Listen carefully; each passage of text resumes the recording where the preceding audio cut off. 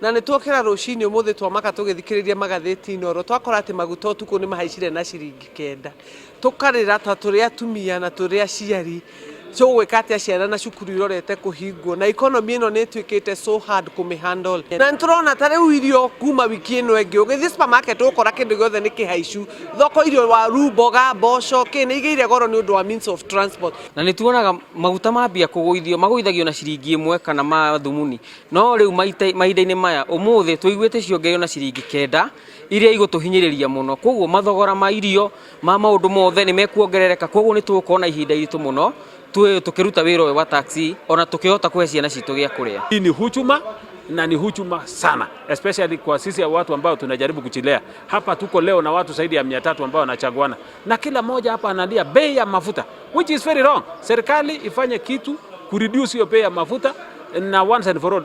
Wakati ingine tulisikia kulikuwa na mafuta hapa pande ya Turkana. Hiyo mafuta tunashindwa ilikuwa ya kukula ama ni ya kuchipaka, kwa sababu mpaka saa hii sisi hatujai kuona manufaa.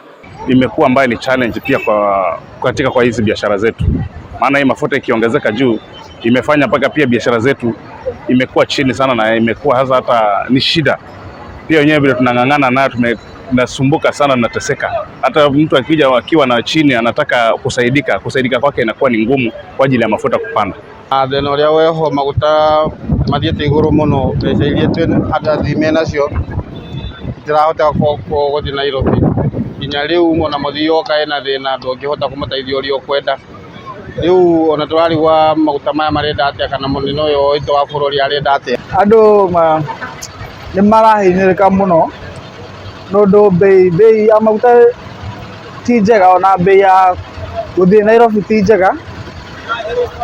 Andũ nĩ marahinyĩrĩka mũno rĩu.